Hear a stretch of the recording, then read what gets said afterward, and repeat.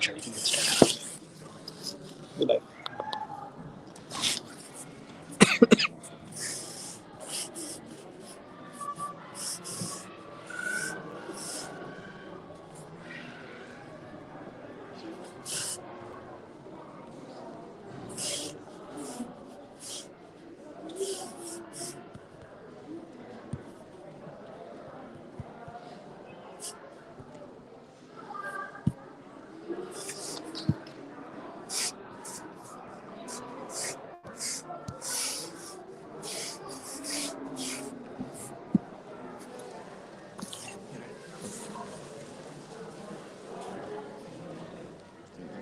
You close the doors and call them in. Yeah.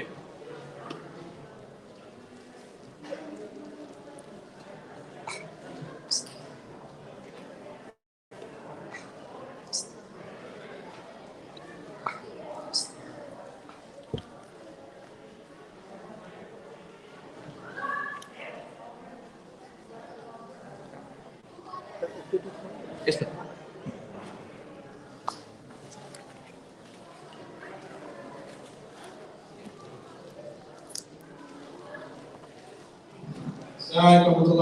So we're going to close the doors so that the noise outside doesn't disturb us. Inshallah, those of you brothers who are interested in listening, please get into the main prayer hall. The kids can remain outside in the line or they want to come in. We like to close the doors. Ahmed, can you grab the doors? Jazakumullah khair. If the sisters have any problems listening to the program with the volume control isn't good enough or whatever, they can either call me or Ramesh. Just make sure that they can hear properly, there's no disturbances down there. Jazakumullah khairan for attending. Inshallah, we'll turn it over to you.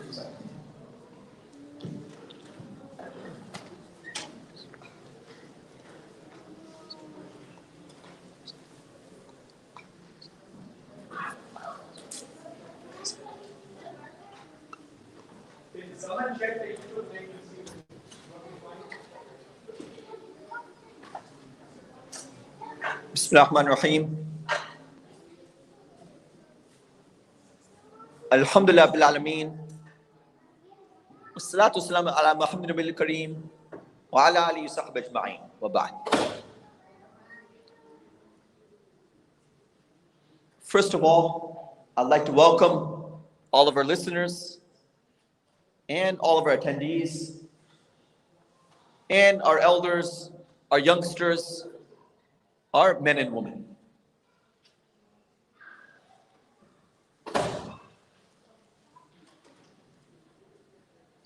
The topic for today is really a follow-up to the topic which we discussed during khutbah time.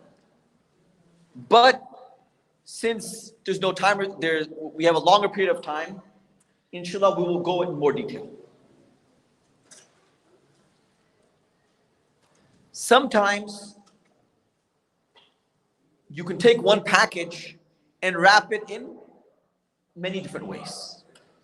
The message tends to be the same, but it's just a different way, a different angle, different approach, a different way of presenting it. And I'm sure every single one of us sitting here today has the idea of the importance of families and the importance of faith, the importance of Iman, and the importance of the next generation. To some extent, we've heard it before, the importance of preserving Islam in the next generation, the importance of protecting our family from the evils around, etc., etc. I'm sure to some extent, most of us have heard this before or have an idea what this topic is and what is the importance of this topic. However, inshallah, today we'll look at it from a different angle, inshallah. We'll look at it from a specific story in the Holy Quran. As I said, many a time the message is the same, it's a different way of presenting the message. So today, inshallah, I wish to go on a journey with you through the Holy Quran and discussing a few stories in the Quran. Inshallah, we'll have a few trivia questions as well. I might up the ante as well, but normally I keep it at $1 a piece because I'm a little bit cheap. But for some of the questions, I might raise the amount, inshallah, depending on how I feel, inshallah. So inshallah, get ready, inshallah. If we have any hafiz or people who memorize the Quran, inshallah, there'll be a few questions coming up as well. So respected friends, the starting point is the Holy Quran. The Quran is an amazing book. It is a living book. It's alive. It's an eternal book. And the Quran will apply till the day of judgment. The Quran will be relevant till the day of judgment. And there are such treasures. The Quran is such an ocean of knowledge that we do not even realize. What ends up happening? There are about maybe 50 to 100 verses of the Quran which people quote all the time, which are normally quoted. And there are many other verses, and there are many aspects of the Quran which we rarely touch on. Inshallah, today I hope we'll be discussing a section of the Quran which perhaps many of you have not thought of or analyzed or have not gone into as much detail, inshallah. That is my hope, inshallah. As I said, the Quran is an endless ocean, al-Bahr al-Muhit. In fact, one of the great tafsirs of the Holy Quran, the name is al-Bahr al-Muhit, the ocean without a shore.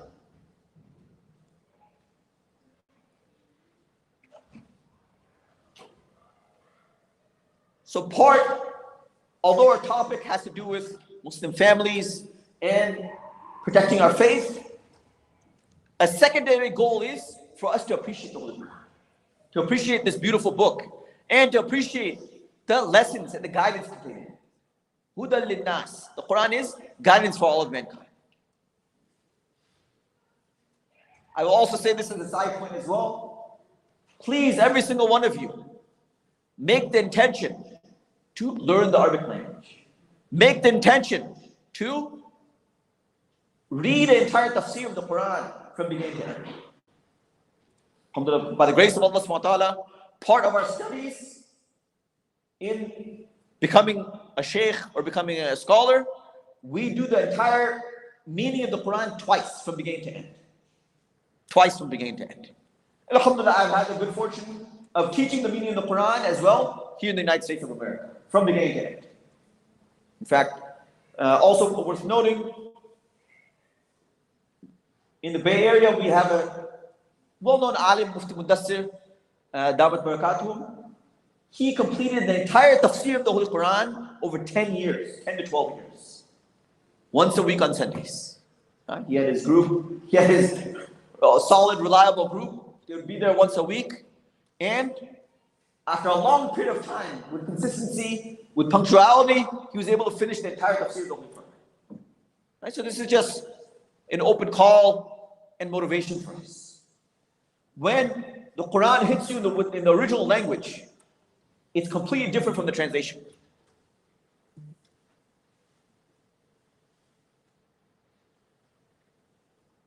So respected friends, this is a story from Surah Al-Baqarah, the first juz of the Holy Quran. And Allah subhanahu wa ta'ala, in this verse and describing the story, there is a great deal of eloquence and balaghat found in this verse. There are techniques used when a person is telling a story. There are certain techniques that people use. Right? You look them up, right? Piquing the interest of the reader, tashriq, right? Creating interest in the listener. So Allah subhanahu wa ta'ala gives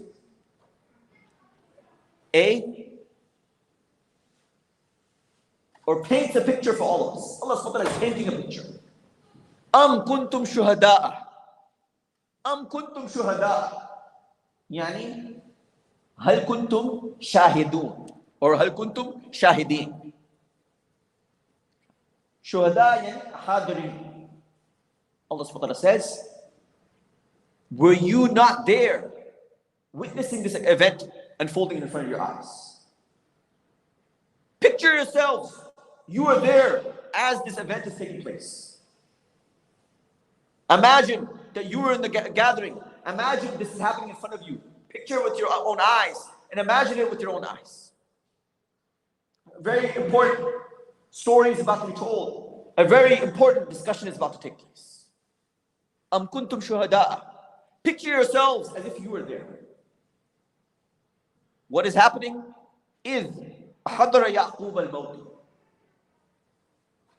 When Yaqub alayhi salam, the Prophet of Allah subhanahu wa ta'ala, is about to pass away. Is the hadara Yaqub al-Mawt. When he is on his deathbed.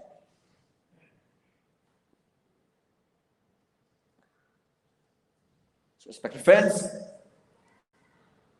as we discuss this family, right, the title of today's lecture was The Ideal Family. So it's important that we learn more about this blessed family and more about this blessed lineage. So inshallah, this will be our first trivia question, inshallah. Right? How much do we know? Nabi Sallallahu Alaihi Wasallam was asked, as a hadith in Sahih Bukhari, Man akramun nas? Who is the most noble of all people? Who has the greatest lineage of all people?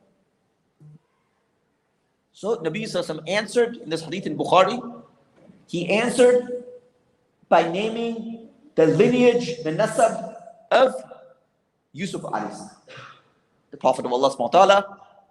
So, as a trivia question, how much do we know? Right? How much do we know about our history? How much do we know about the Quran? How much do we know about our Anbiya alayhi salam, the prophets of Islam? So this is the question, inshallah. Listen closely.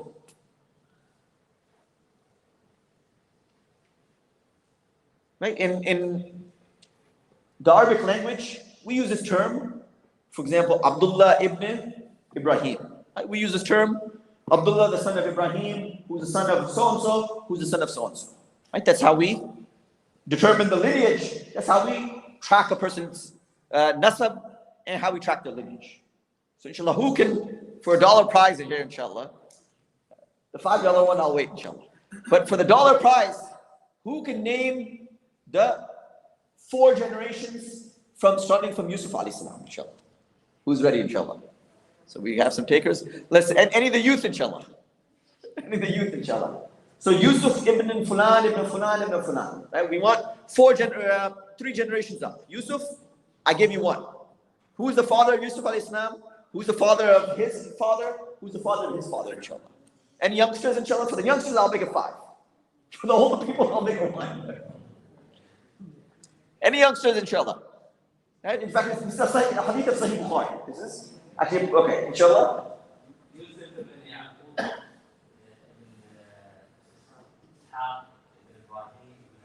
Yeah, okay. So, yes. Okay, so come up here, inshallah. I thought you were a youngster. I couldn't see you in the distance, brother.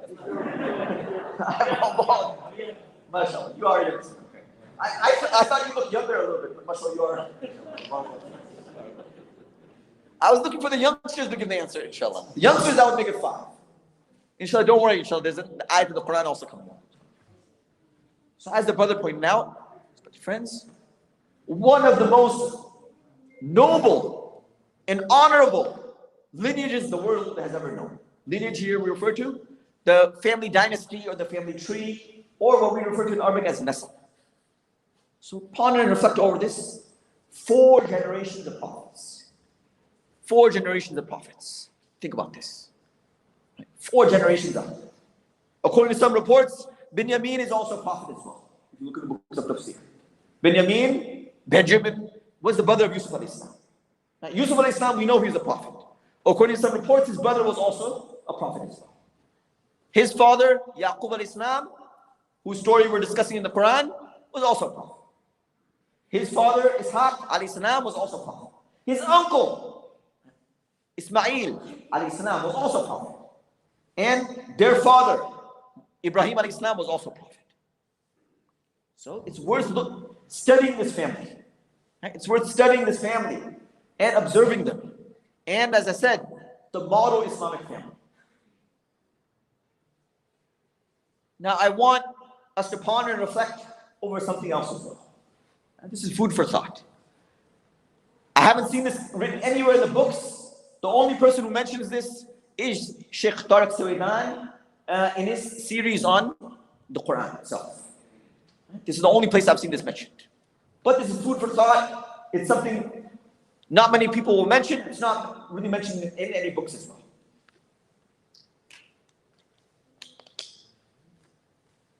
Allah subhanahu wa ta'ala has to say about the story of Yusuf alayhi salam. So, Yusuf is the son of Yaqub alayhi salam. So really, Surah Yusuf in the Holy Quran is really a story about the family. Yusuf alayhi salam is discussed, his brother is also discussed, Yaqub alayhi salam is also discussed as well. And the forefathers, Aba'ihim, are also discussed as well. Allah subhanahu wa ta'ala has to say about the story. نَحْنُ نَقُصُّ عَلَيْكَ أَحْسَنَ الْقَصَصِ. The best of stories is Surah Yusuf.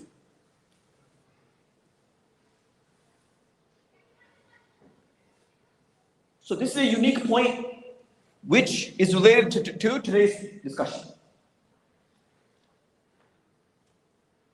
When we look at Surah Yusuf, that anyone who reads Surah Yusuf, who understands Arabic language, or wants to read any translation of Surah Yusuf, next time you open up Surah Yusuf, pay attention to what I'm about to say. Yaqub alayhi salam. Let's get an idea of the relationship between the father and the sons. Let's get an idea in the home of the prophets, Anbiya alayhi salam. Yaqub alayhi salam himself was a prophet. Let's get an idea how he brought up his children, how he made their tarbiyah, how he taught them about Islam. Friends, this is something, if you look closely in Surah Yusuf,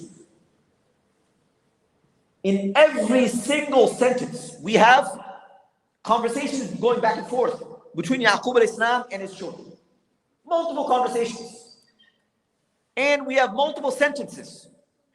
We learn more about Yaqub alayhi salam from his words and from his conversation, as Allah subhanahu wa ta'ala has recorded it for us in Surah Yusuf.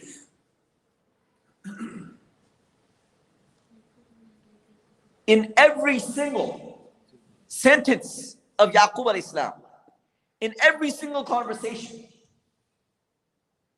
he somehow or another brings in the name Allah. Think about this, respected friends. No matter what he's talking to his children about, وَمَا أُغْنِي عَنْكُم مِّنَ اللَّهِ شَيْئًا إِنَّمَا أَشْكُ بَثِّي وَحُزْنِي إِلَى اللَّهِ. Go through. وَإِنَّهُ لَذُو عِلْمٍ لِمَا عَلَّمْنَاهُ. Sheikh Tariq Suwaidan has to say about this. Yaqub alayhi salam had the knowledge which Allah subhanahu wa ta'ala taught him. So think about this, respected friends. This is the prophetic home environment. This is the prophetic upbringing. This is the prophetic tarbiyah. No matter what you're talking about, no matter what the topic is, it could be politics, it could be food, it could be anything. Yaqub alayhi salam, as a father, is always reminding his sons about Allah. Every single sentence of his. Go through Surah Yusuf. Don't believe me, you guys. Go through yourselves. Right? These are from the gems and the deeper meanings of the Holy Quran. Every single sentence of Yaqub alayhi salam, he is mentioning the name of Allah subhanahu wa ta'ala. He is reminding his children of Allah subhanahu wa ta'ala. He is doing the dhikr and remembrance of Allah subhanahu wa ta'ala. He is giving them a message constantly. Who is Allah subhanahu wa ta'ala? وَأَعْلَمُ مِنَ اللَّهِ مَا لَا تَعْلَمُونَ. I know from Allah that which you do not know. إِنَّمَا أَشْكُو بَثِّي وَحُزْنِي إِلَى اللَّهِ. All my problems, I only complain to Allah subhanahu wa ta'ala. وَمَا أُغْنِي عَنْكُم مِّنَ اللَّهِ شَيْئًا. My children, I cannot stop the command of Allah subhanahu wa ta'ala from happening. I cannot protect you from the divine decree and the command of Allah subhanahu wa ta'ala. And so on. Go through Surah Yusuf, respected friends. So this is the family that we're talking about. Right? This is the family that we're talking about. Yaqub alayhi salam and his children. And now coming back to the verse of the Holy Quran. Am kuntum shuhada. A very important story is about to be mentioned. So, picture as if you are there as well. Take it to heart. Take it very seriously. Allah subhanahu wa ta'ala wants us to imagine that we are also there. We are also observing this scene unfold in front of our eyes. إِذْ حَضَرَ يَعْقُوبَ الْمَوْتِ. The father, Yaqub al-Islam, after teaching his children his whole life, he is now on his deathbed. And he brings his children. And now it is a time of parting words. It is a time for wasiyah. It's a very interesting term. Wasiyah, we use it in various languages. Normally wasiyah means, let's see if any of the youngsters, okay, but it's a harder word. So, yeah. Wasiyah normally means a will. That's what it's, that term is used for most of the time. But wasiyah can also mean, Ya Rasulullah awsini. Give us advice, give us some parting advice, give us some parting words. Wasiyah could include all of this. Short advice. Why? Well, when you're about to pass away, when you're on your deathbed, time is really limited. Right? Every breath counts. You don't know how long you have. So think about this, respected friends. Wasiyah. If I know I have 10 minutes left in the world, Alhamdulillah, I have children, I have relatives, I have parents. If you have 10 minutes left, what would you say? Wasiyah. What would be your final words? May Allah not put us in such a situation. But what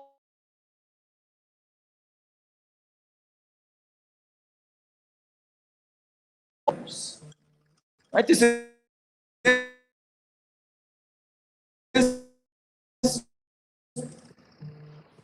is the meaning of what is describing the final words of Yaqub al-Islam to his children. And there's a great lesson for us in these final words. Respected friends, we don't have the full conversation in front of us. We just have 2 sentences as preserved in the Holy Quran. Every year when we do the khatam of the Quran, we go through this section. Allah subhanahu wa ta'ala has preserved 2 sentences. The wasiyah is short, 2 sentences. Right? Today, my wasiyah and my advice is not 2 sentences, it's much longer. Imagine, just 2 sentences to your children. In fact, it's not even 2 sentences. It's 1 statement and 1 question. That's it. Now, what's the $1 million question? What is that statement? And what is that question? So inshallah here, let's add another prize here. Hufaz. Inshallah, stand up. Hufaz. Read the entire section for us, inshallah. So enlighten us, inshallah, we'll involve our youth. Inshallah, read the entire section for us, inshallah. Okay, go ahead. Yeah, go ahead.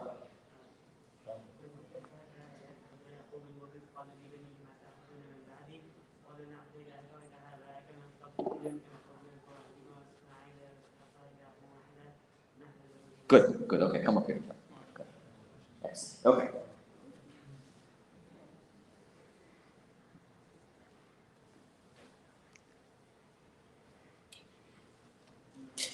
So Yaqub al-Islam, as our Hafiz has read for us, he is asking his children 1 question.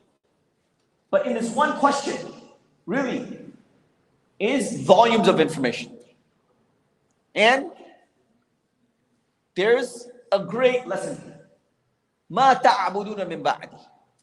Ma ta'abuduna min ba'di. It's a question. Right? So, as I mentioned, Yaqub al-Islam, let us picture, he is lying on a bed. His sons, his children are all around him.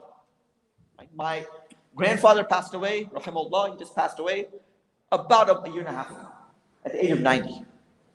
And his great-grandchildren, which would be my children, there were about 40 of us in the room when he passed away, rahimahullah. Right? We read the Quran around him, we stood next to him for about 5 to 6 hours. And that's how he passed away. with about 40 family members, great-grandchildren, children, grandchildren, and that's how he passed away. Rahimahullah, may Allah have mercy on him. So imagine Yaqub alayhi salam, he's lying on his bed and his children are all around him. They're concerned. They know time is limited. He knows time is limited.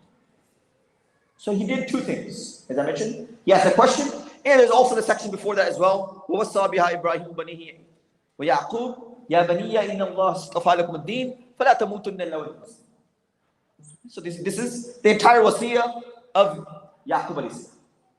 It's about 2 verses of the Holy Quran. 2 or 3 ayat and verses of the Holy Quran. So, in the first part, وَوَصَّى بِهَا إِبْرَاهِيمُ. That Ibrahim alayhi salam gave the same parting advice to his own children as well. What parting advice did he give? وَصَّى بِهَا يعني بِمِلَّةِ الْحَنَفِيَّةِ وَوَصَّى بِهَا يعني بِقَلِمَةِ لَا إِلَهَ إِلَّا اللَّهِ. So at the time of death, Ibrahim alayhi salam gathered his own children, and Yaqub alayhi salam also gathered his children as well.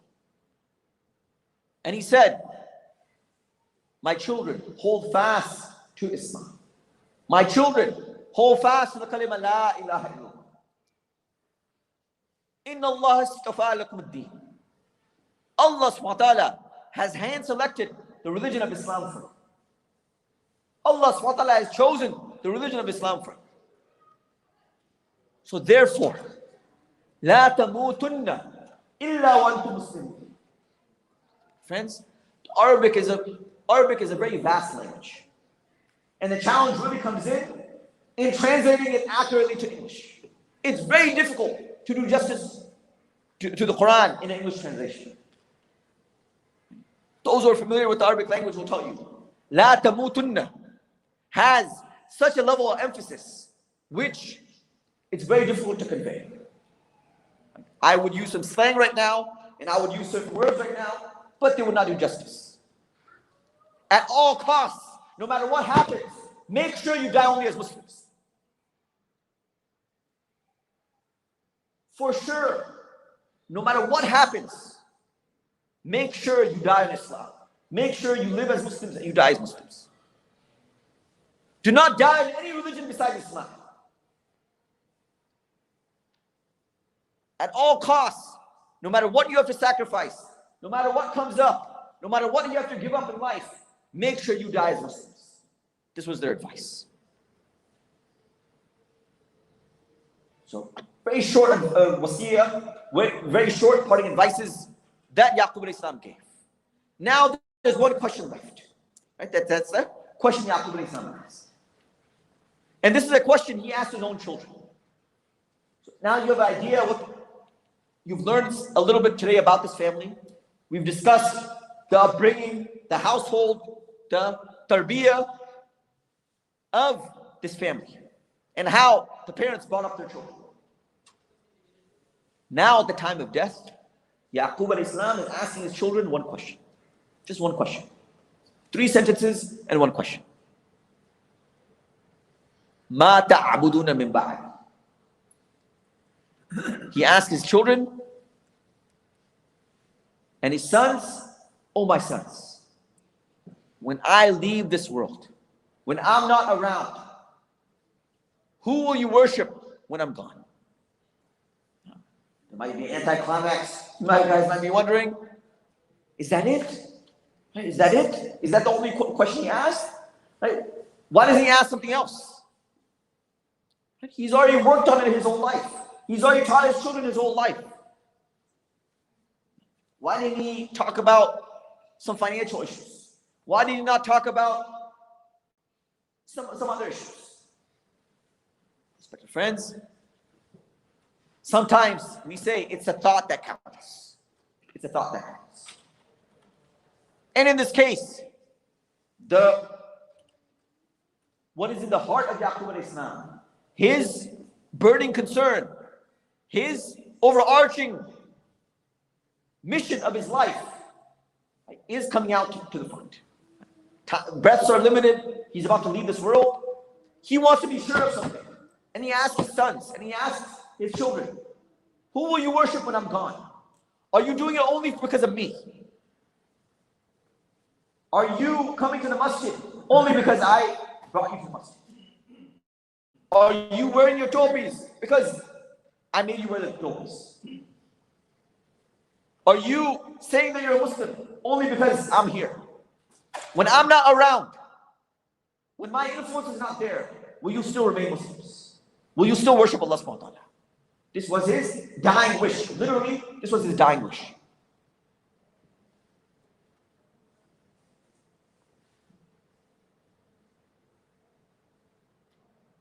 So now applying this to our own situation, respected friends.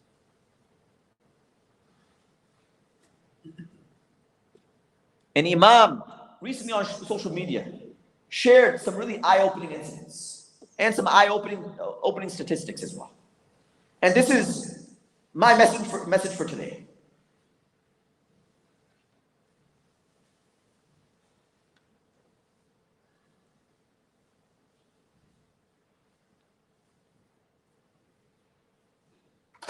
There's a Sheikh Ihsan Utaybi from Beirut, Lebanon. And I just want to share this with you. This is food for thought, and this is also something for us to think about.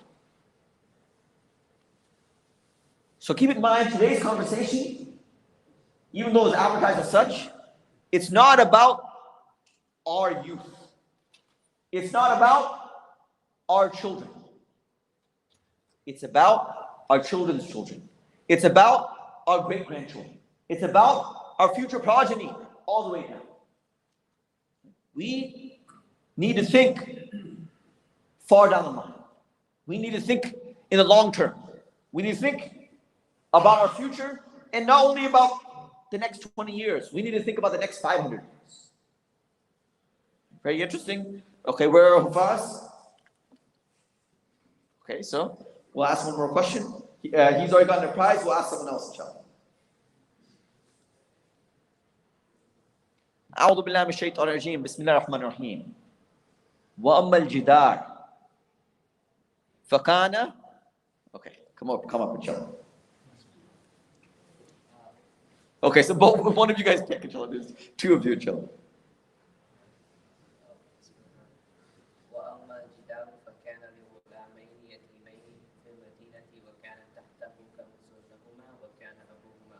Okay. وَكَانَ أَبُوهُمَا صَالِحًا. Do you mind if I pay you in Canadian dollars? I joke. Come up.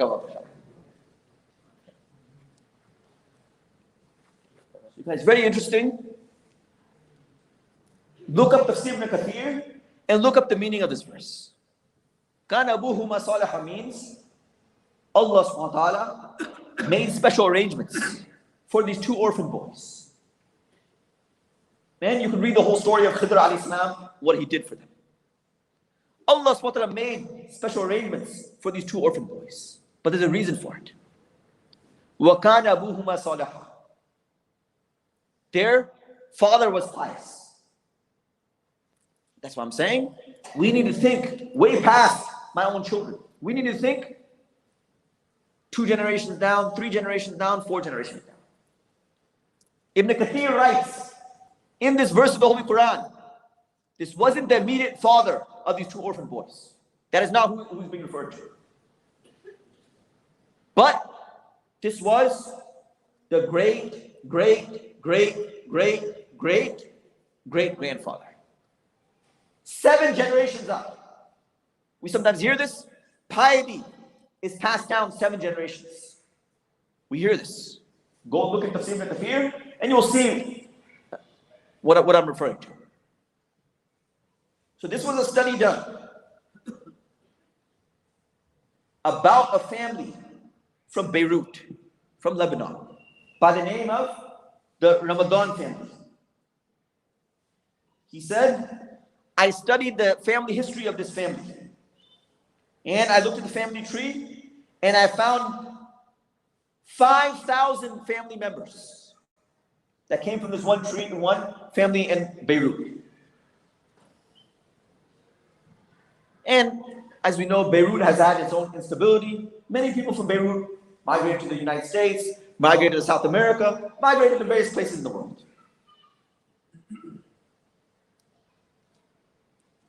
Those people from that family who migrated to America, to the West 100 years ago, 96% of their family is no longer Muslim. 96% of their family. Those who migrated 80 years ago, in other words, from Beirut to the West, 75% of their children are not Muslim. Those who migrated 60 years ago, 40% of their grandchildren are Christian, meaning only 60% are Muslim. And those who migrated 40 years ago, 25% of their children have left the fold of Islam. So friends, I can tell you with my own eyes, I've witnessed similar situations. May Allah protect us as imams, especially during janazah time, when people pass away. You see some really weird and eye-opening incidents. I'll share a real-life incident with you. Right? A few years ago, there was a Muslim lady who passed away from Iraq. Rahimahullah. The family came up in a large cargo van, maybe 20 people, 20 individuals. They came down, they said, she wanted to be buried as a Muslim. Can you go and do the janazah? Can you go and read the prayers? I said, okay. But friends, the entire family was not Muslim. I've seen this with my own eyes. Right? They're wearing kind of inappropriate clothing. I'm sitting there, there's non-Muslims there, there's normal white Americans there. I'm trying to figure out what's going on. We went to the burial place, and the sad thing, in that particular graveyard, there's a Muslim section, there's a non-Muslim section. This Muslim woman from Iraq, she told her family she wants to be buried with her granddaughter in the non-Muslim section. She asked to be buried in the non-Muslim section with her granddaughter who's also not a Muslim. I've seen this with my own eyes. Right? My father shared a story with me. There was an individual who passed away in California. 250 family members. Not one of them were Muslim. But friends, today, I don't have all the solutions for you. And that is not my objective. But rather, I wish to have an open conversation with you. And the goal is really to light a spark, to light a flame, and to get us thinking about these issues. What will happen to my own progeny and my children and my great-grandchildren in this country in 150 years? This should be the question that I myself am asking, and what all of us need to ask. It's time to get serious. And it's time to really have an honest conversation. Friends, I myself, I've traveled to South America. South America is a wake-up call for all of us. Please, if you have the ability, go and witness go to South America yourselves. Really, South America is an example of what can happen to Muslims in this country in 100 years. It's a very real possibility at this point. Respected friends, the bottom of the world, Argentina. Argentina in South America. I had the chance. I stayed there for about 5 days and had some really interesting experiences. According to Wikipedia, according to official data, there are approximately 3.5 million people of Syrian descent in Argentina. 3.5 million who came in the 1900s, early 1900s. Today, in Argentina, there's probably less than 50,000 Muslims. 50,000. 3.5 million Muslims disappeared. They're gone with the wind. Their progeny, their family, they disappeared. Today, if you look it up on Google, you'll see, when you type in masjid, you'll see Arab cultural centers. The only thing left, they go in and they do belly dancing. That's what's left. Arab cultural centers, you go and you practice belly dancing. That's all that's left of Islam. So my friend is an imam there. He said, I want to show you something. So in Buenos Aires, we went to the subway. It was also the eye-opening experience. He said, I want to show you something in the subway. Why are we going to the subway? Just like friends, he takes me to the subway. Right? The subway is a really old subway. Right? The building must be 70 to 80 years old. I go to the subway, I see all over the subway the following etched in Arabic. La ghaliba illallah. Wallahi, I've seen it with my own eyes. The interesting thing, La ghaliba illallah is also the motto of Muslims in Spain. You'll see all over the Alhambra, you'll see La ghaliba illallah is written. So, in the subway in downtown Buenos Aires, right, La ghaliba illallah is written in Arabic. Who can read it? Who's left that can read it? It's there. I think I also took pictures as well. Respected friends, the question is, over the last 80 to 90 years, what happened to these Muslims of Syrian descent that came to Buenos Aires? Why don't we go next door to Brazil? According to official reports again, there are more people of Lebanese descent in Brazil than Lebanon itself. Look it up. Approximately 6 to 7 million people of Lebanese descent. Now, given even Lebanon is not 100% Muslim, to be fair. But from the 7 million people of Lebanese descent, how many are left that are Muslim in Brazil? Okay, maybe 25,000, maybe 50,000. In all of Brazil, how many Muslims are left? Maybe 25,000, maybe 50,000. That's it. From at least a few million Muslims, from 7 million, there must be a good percentage of Muslims there. I don't know the exact amount.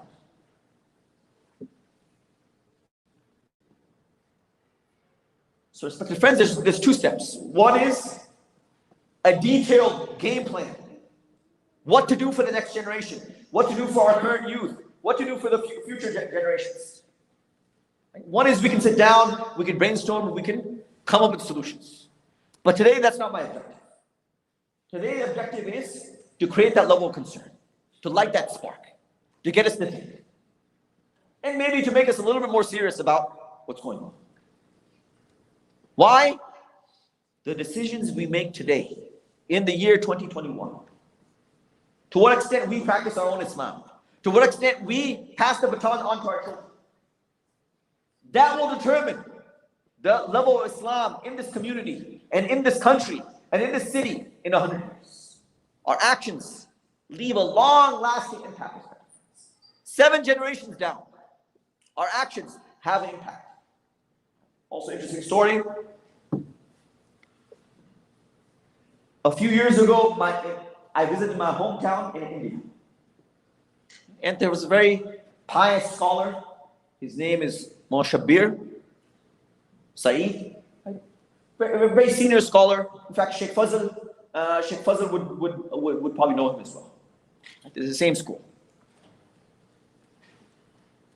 So when I met him, he said, look, I want you to realize one thing. The fact that you have become a Mufti, the fact that you have went to go study Islam, you become a scholar, this has nothing to do with you. You don't deserve any credit for this. Rather, you're a byproduct of your great-grandfather and your great-great-grandfather and what they did for Islam. You're nothing. Don't be proud, and don't be proud of your accomplishments. It's not you doing anything.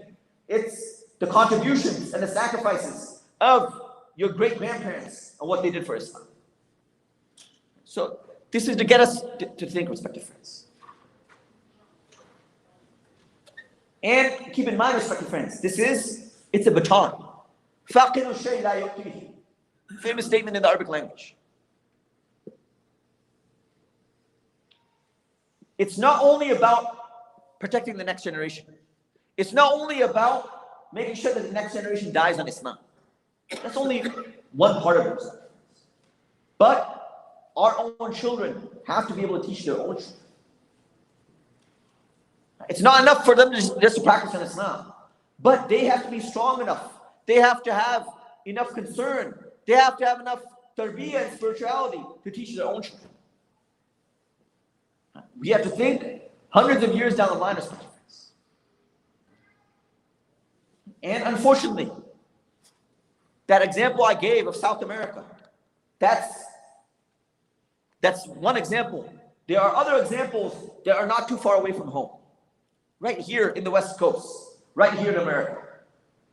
My father told me, like, we were having a conversation. It's documented. So again, respected friends, my objective is not to pick on one culture or to pick on one country. That's not the objective. If you study the history of California, we know that California in the West, there was a gold rush, and there was also trains that were built. In the early 1900s, there were approximately 25 to 50,000 Yemeni Muslims brought to work on the railroads. You can look them up, this is documented.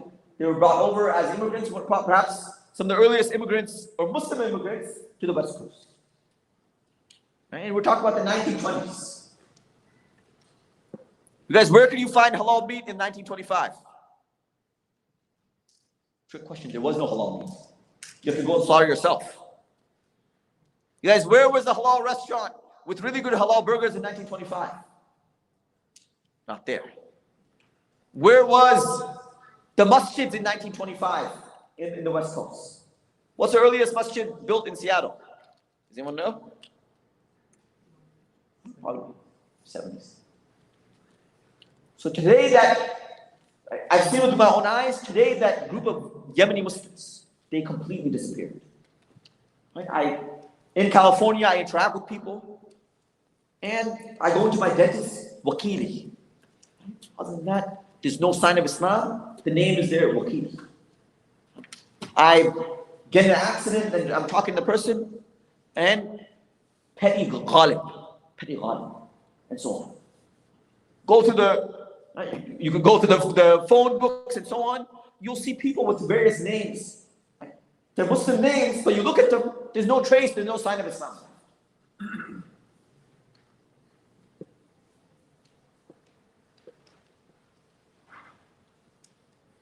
So the message to all of us, this is a conversation we need to have.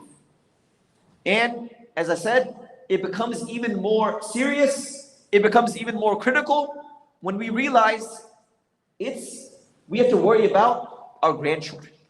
We have to worry about our great-grandchildren. We have to worry about our great-great-grandchildren. And inshallah, the objective is not to scare us. The objective is not to frighten us. But inshallah, Allah Ta'ala's help is also with us. Inshallah, Allah's help is also there. And what do we say, you guys? Where there's a will, there's a way. Where there's a will, there's a way. Inshallah, we are sitting here right now because we care, we're concerned. And we're attending this lecture right now because we're worried, we care. And dua and prayer makes a big difference. I had a friend with me who, from the UK, and he shares with me, he says that one of the turning points in his life,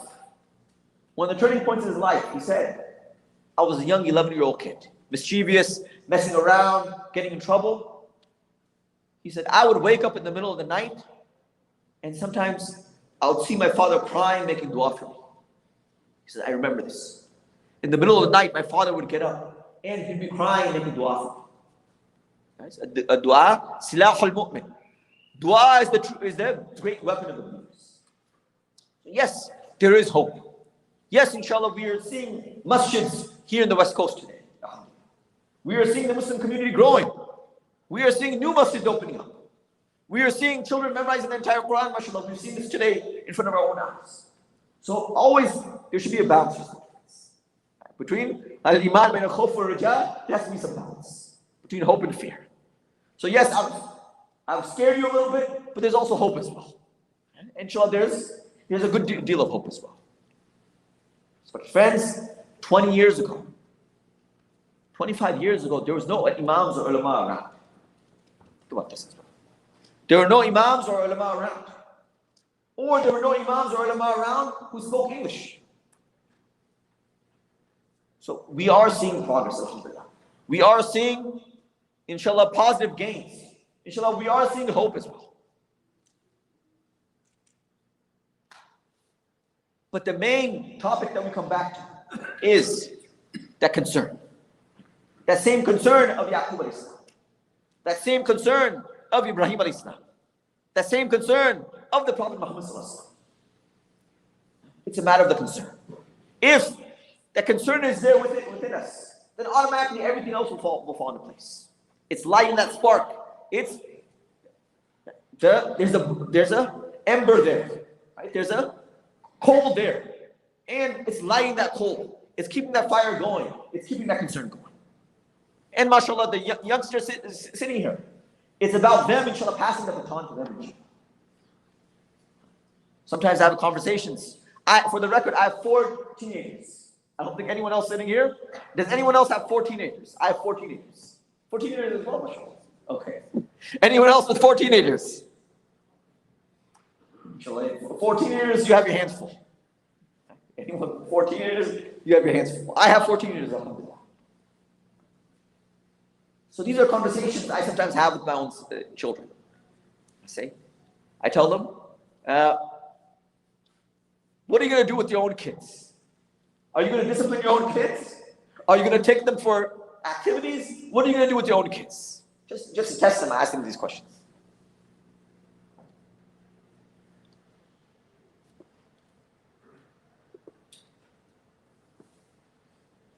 So respected friends, as I said, this was meant to be food for thought. This was meant to be a conversation starter. And my ultimate goal here is, I do wish to say this as well, please, all of you, thank Allah subhanahu wa ta'ala and appreciate your Imam Mufti Sohail. That's one of my objectives as well. But our goal is that Islam should be revived throughout the world. And whichever countries or whichever cities or communities we visit, our goal is that Islam is revived. Alhamdulillah, we have a valuable Imam and a very knowledgeable Imam here as well. I do want to say this for the record. Appreciate him. I wish we had Imams like him when I was growing up. Unfortunately, we do not get to have this. And I can tell you, one of the reasons why I had to go overseas for 7 years is because I couldn't find an Imam. I couldn't find someone to talk to. I couldn't find someone to share my doubts and my problems and issues. I had no one to talk to. And you guys keep in mind, 1998, when I was thinking of going, we didn't have text messages. As one of my Imam friends goes, this text message was sponsored by Fatwa.inc. That's what he says. Right? That's how he responds to his questions on text message. So with that, respected friends, right, I will open up the conversation. I'll open up the platform, and inshallah, we can have a conversation. Inshallah, feel free. You can share your comments, you can share your questions, or inshallah, you can just share your thoughts, inshallah. We have some time for the adhan. We have some time for Salat al-Isha. So inshallah, maybe we can open it up, inshallah.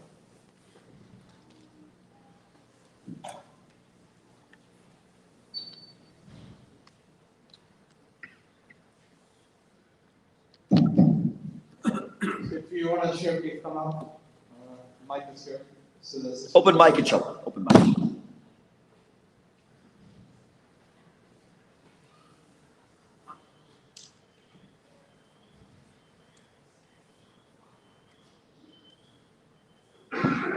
Yes, brother. Maybe loaded question, but Go ahead. is it really possible to sustain and retain Islam in a non-Muslim country long term? That's an excellent question. So the brother's question, this was a question asked to Sheikh Ali Tantawi, famous scholar from Syria. You guys can look up his advice as well. So when he was asked the same question,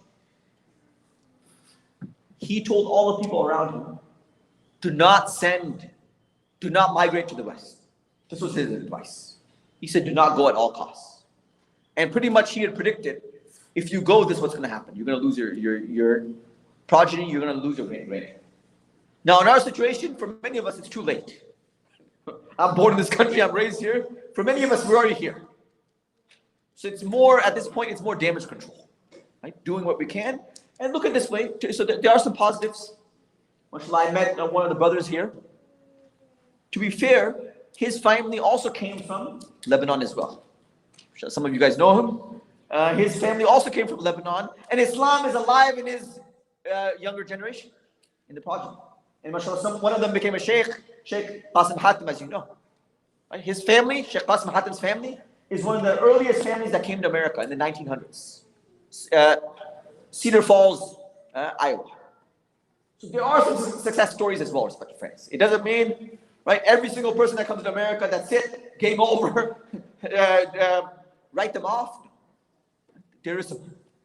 But yes, I would say anyone considering migrating to the West, they should think about that as well. Right? It's an important decision that's going to impact their progeny for hundreds of years. But for many of us who are in America, we have to make the most of it. And that's why they say one of the intentions, if we're going to stay in America, make the intention to teach Islam and to propagate Islam to the people throughout this country.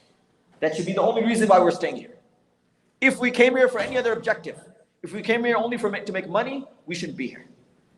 Right? If we're going to stay in this country, we stay with the specific intention of propagating Islam and protecting Islam and preserving it within our generations, inshallah. But yes, that's a very important question to ask, mashallah. Jazakallah. Anyone else, inshallah?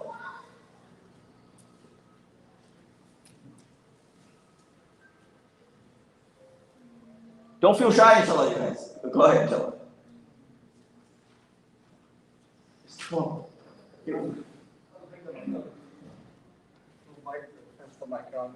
Okay, inshallah.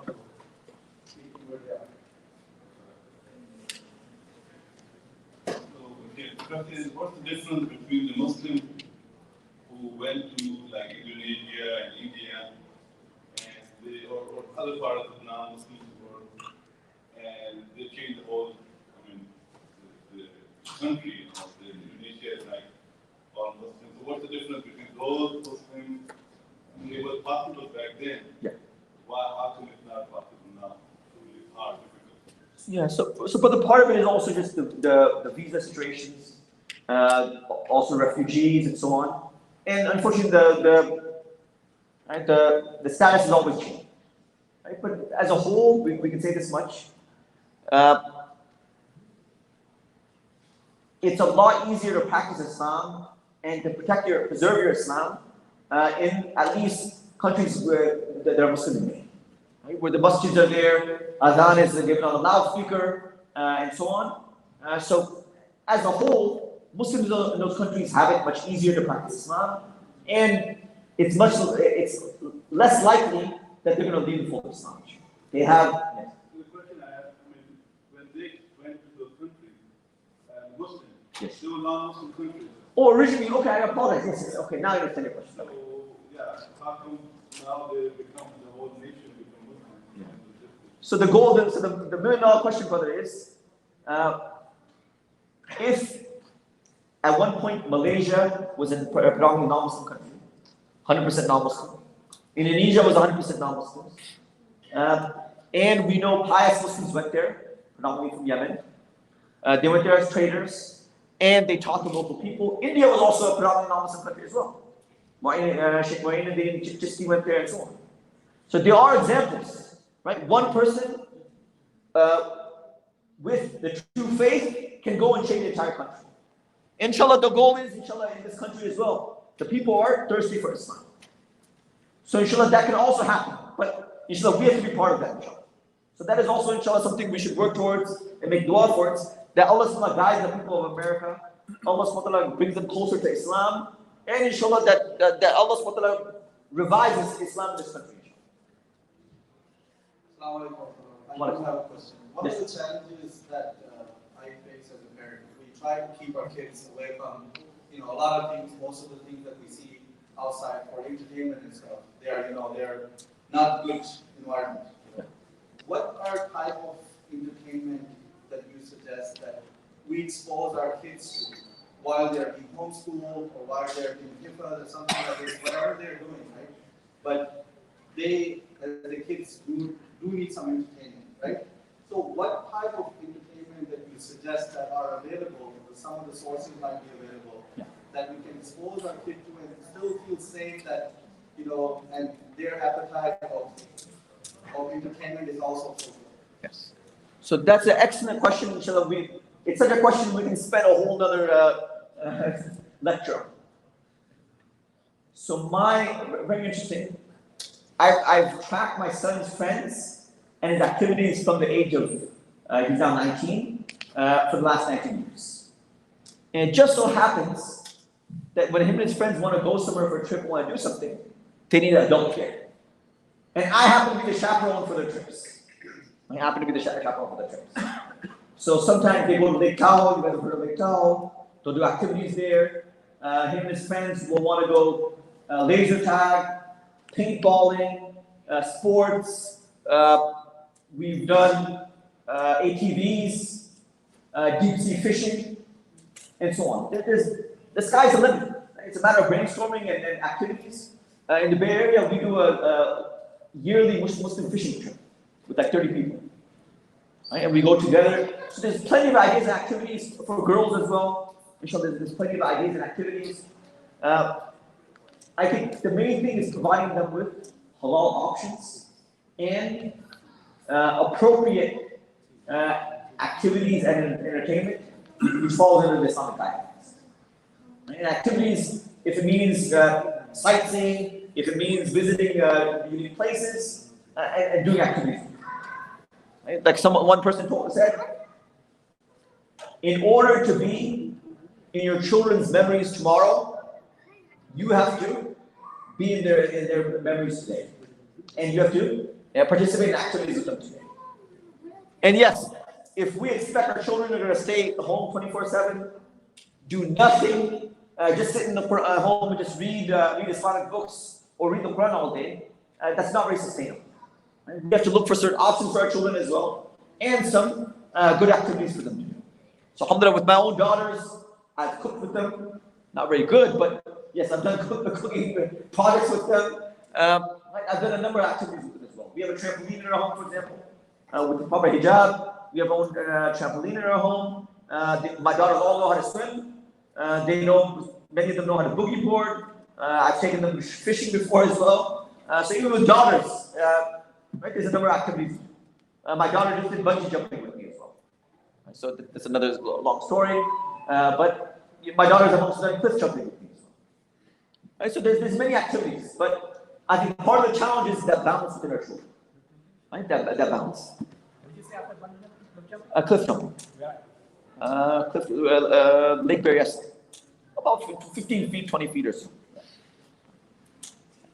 So inshallah, there's plenty of ideas. But I think, for example, what we do, we have a youth laser tag, 25 youth. Right? And we spend the whole night there. We have Islamic discussions and so on. But we spend the whole night there. So brainstorming, coming up with activities for the youth, engage the youth, and so on. Yes, brother. Okay, there's another question from the back. Maybe this is very different to everyone over here. You know, most of the people, as I know, they migrated from India to this country. Yes. Based on the education or their professional life over here. Just now you said that if your intention is not spreading Islam or following Islam or teaching Islam to your kids, if it's something different, then how we can make, it's organic. When I came to America 10 years before from a master's degree. Now I'm here with my kids. And my kids are trying to make, I'm trying to make my kids follow Islam. But if my intention is not that in the first place, now it's hitting. Yeah. So how do you suggest the people? So this is the starting point, right? So no one's perfect, as I said, no one's perfect, and we're not here to kind of shame or to blame. But from now, right, all is not lost. We do what we can from now. We do what we can, and it doesn't mean that my objective is not to say don't get an education, don't get a good job, don't make sure you don't work on your children having a happy life. That's not the objective. But along with that, inshallah, along with that, we want to make sure our children are practicing Muslims, they have love for Islam, and inshallah, they're also ready to teach their own children. So inshallah, we can achieve all of this, inshallah. Right? And we can do it right now, and the parents play a very important role. The dua of the parents, as the Rasulullah also says, the dua of the father for the children goes directly to Allah subhanahu wa ta'ala. There's no hijab, there's no barrier for that dua. So starting from now, we can start working, inshallah. And we can do it as much as we can, and inshallah, we can change that intention from now. We can change that intention from now. Yes, but you guys have the mics there? Or? Yeah.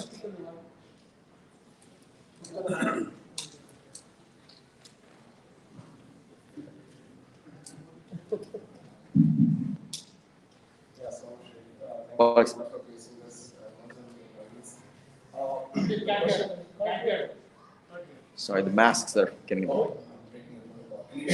So the question is, Sheikh, as we know, like there are like Huzur Sallallahu Alaihi Wasallam's uncle, and he tried to convince him to come to the fold of Islam, and he didn't, right? Then similarly, we have Ibrahim Islam, his father, also, right? So they didn't put in the effort, but unfortunately, their relatives, blood relatives, in a sense, didn't come to the fold of Islam. So now coming to the modern age over here, how do we understand it's because of a lack of efforts, our children are not as practicing as we are or that we think they should be, or God forbid, they leave the fold of Islam. So what's the line that we draw? It's our effort that is not like degree of Allah. True, true. So the brother made a very valid point. So as a disclaimer, we know guidance is in the hands of Allah, right? So we can't.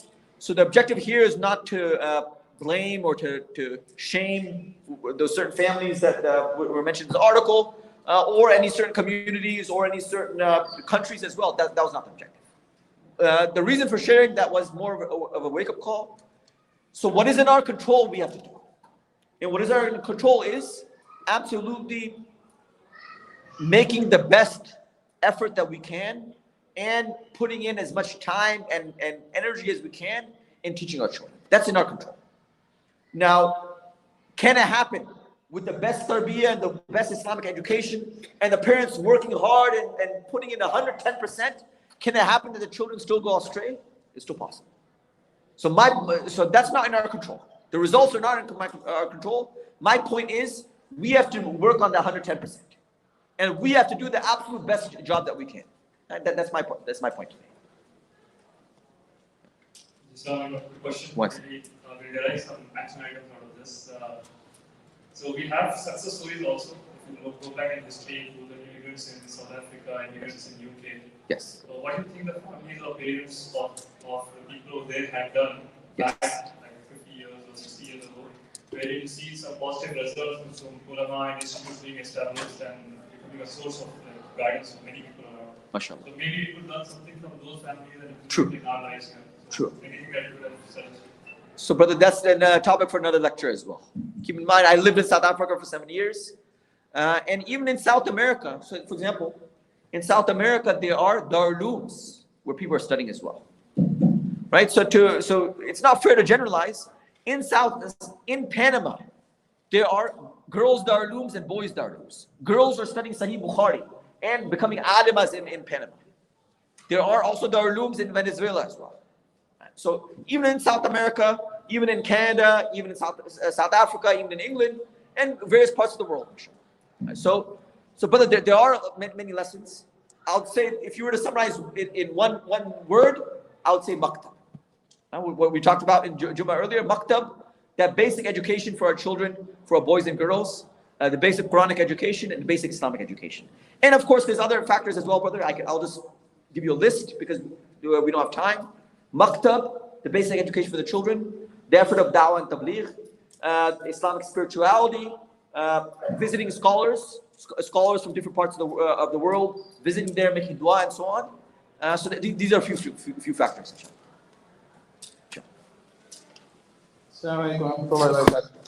So, few important announcements. about the rest of the programs, and then logistics for food. So bear with me while I go through these. Um, so tomorrow, we have by Mufti Abdullah Nana. This is going to be after Zohar, 1:30.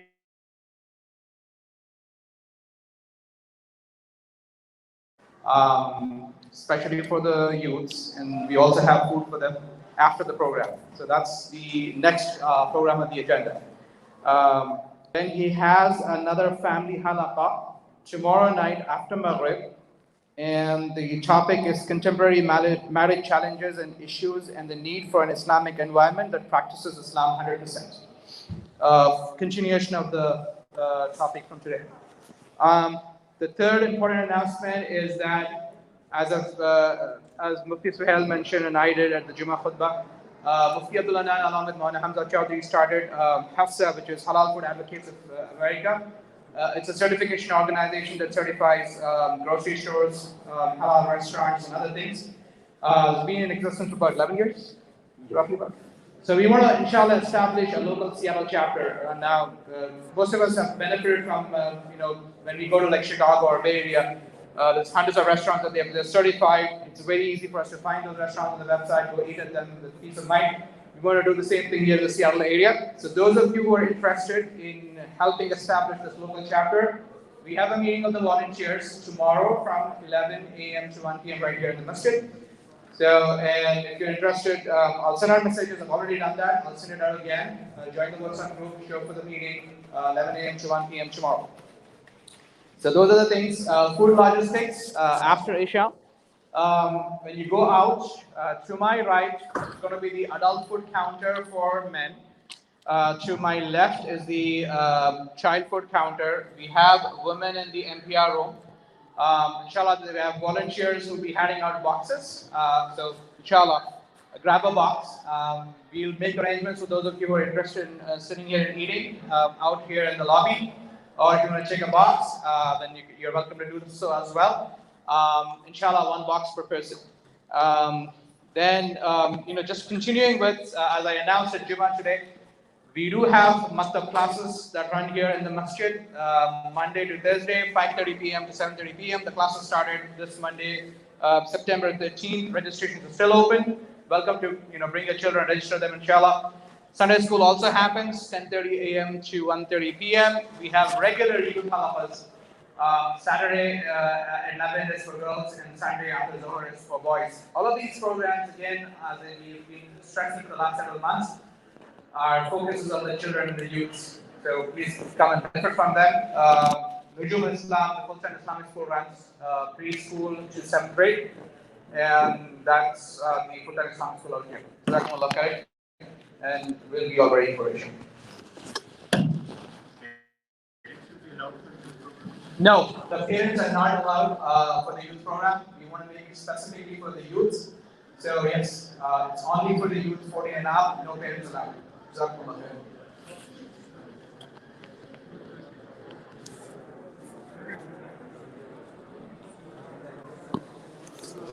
Rashid, who's calling?